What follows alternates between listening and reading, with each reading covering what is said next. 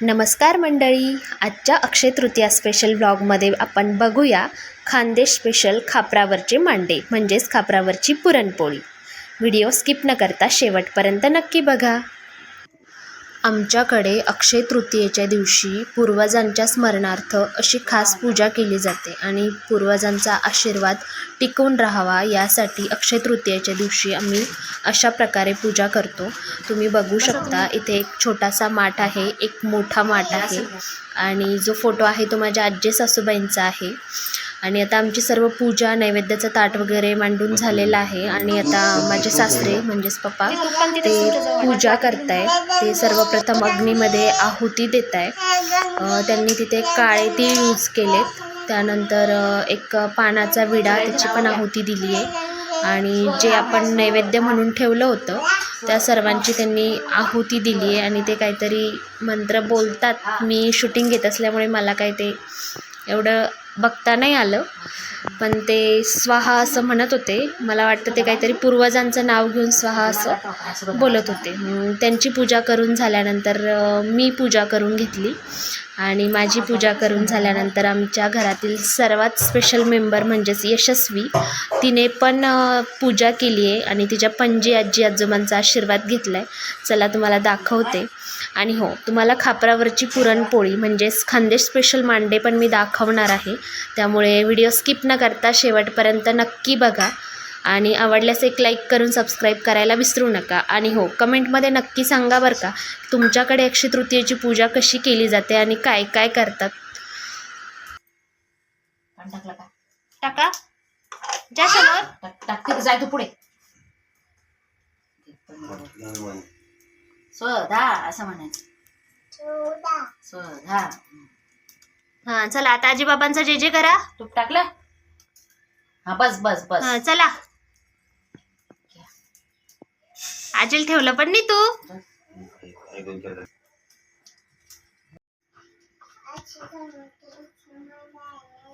स्वधा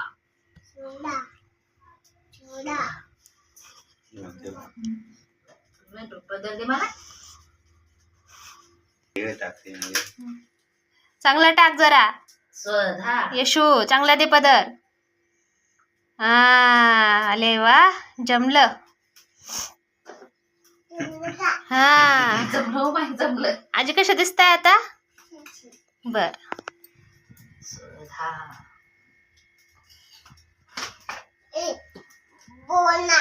स्वधा स्वधा स्वधा मग मारून मारून बोलत पण स्वधा काय असं मध्येच गौरी? स्वधा स्वधा हे पा, पणजी आजी पंजोवाला गाणं म्हणून दाखवते। स्वधा पत्रुंड काय आहे गौरी? स्वधा मग व्हिडिओ करून निघाल। आणि इकडे पापा आणि मी अक्षय तृतीया पूजन करत होतो, तोपर्यंत आईने सर्व देवांना नैवेद्य अर्पण करून घेतलाय। आणि हे बघा, इथे यशस्वी पण मध्ये मध्ये करतीये। आजी मी करते, आजी मी करते। आता म्हणताय ओम तत्सवितुर्वरेण्यं भर्गो देवस्य धीमहि ओम तत्सवितुर्वरेण्यं ओम तत्सवितुर्वरेण्यं भर्गो देवस्य ओम प्राणाय स्वाहा, ओम यानाय स्वाहा, प्राणाय स्वाहा, सोमने अमृतत्वाय स्वाहा। कृष्णार्पण नैवेद्यं श्री स्वामी समर्पण नैवेद्यं समर्पयामि।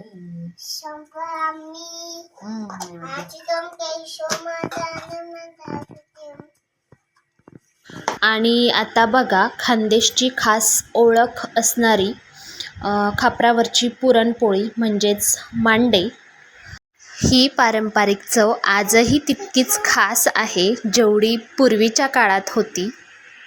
ही पुरणपोळी बनवण्यासाठी जे गव्हाचं पीठ असतं ते छान बारीक चाळणीने चाळून घेतात।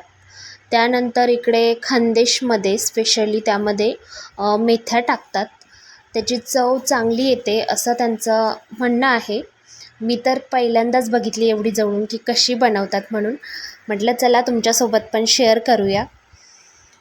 व्हिडिओमध्ये ज्या दिसत आहेत त्या ताई ज्या पुरणपोळ्या बनवतात त्या असं सांगत होत्या की 10 किलो पीठ असलं तर त्याला फक्त एक ओंजळभर मेथ्या घालायच्या असतात आणि ते पीठ रात्रभर त्या मळून मुरत ठेवतात. त्यानंतर चण्याची डाळ घेतात, ती शिजवून त्याचं व्यवस्थित पुरण बनवून घेतात. मग ते पुरण गाळून झाल्यानंतर त्याला वेलची, जायफळ आणि तुपाची फोडणी देऊन छान परतून घेतात आणि तेही मुरत ठेवतात रात्रभर. आणि मग नंतर सकाळी लवकरात लवकर पुरणपोळी बनवायला स्टार्ट करतात.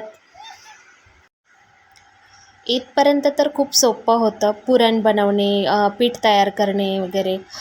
आणि आता सगळ्यात महत्त्वाची गोष्ट आपल्या व्लॉगची आणि पुरणपोळ्यांची. हे बघा, त्यांनी आता इथे 2 छोट्या छोट्या पुऱ्यासारखं लाटून घेतलं आहे पिठाचं, गव्हाच्या पिठाचं. त्यानंतर त्यावरती त्यांनी पुरण पसरवलं आहे. आता त्याला पण त्या हलक्या हलक्या हाताने पसरवून घेत आहे पुरणला पण. आणि नंतर वरून ते दोन्ही रोल एकत्र करून हे बघा त्याला पण हलक्या हाताने असं प्रेस करून घेत आहे, म्हणजे ते पुरण बाहेर नाही आलं पाहिजे. आणि आता परत त्याला आपण जसं भाकरी बनवतो ज्वारीची बाजरीची दोन्ही हातांवरती, तसं करणार. तसं केल्यानंतर ते पुरण एकसारखं पसरलं जातं आणि मग नंतर त्याला लाटण्याने लाटून मोठं करतात. आणि मग सगळ्यात शेवटी महत्त्वाची गोष्ट ती म्हणजे हातावरती घेतल्यानंतर म्हणजे नजरच हटत नाही, एवढं भारी आणि एवढ्या सहज त्या बनवतात, एवढी त्यांची म्हणजे प्रॅक्टिस झालेली आहे त्यामध्ये. आता तुम्ही बघू शकता हे बघा त्यांचं लाटून झालं आहे. आता ती पोळी त्या हातावरती घेणार आणि तिला आणखी जास्त पातळ बनवण्याचा प्रयत्न करणार. आणि पोळी आता छान लाटून झाली आहे एकसारखी सगळीकडून.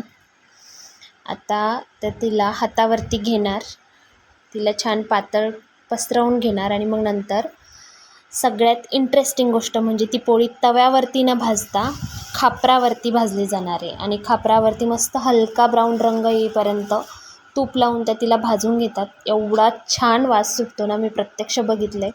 बघून असं वाटत होतं की इथेच घ्यावी आणि इथेच खावी. हे बघा किती भारी करताय.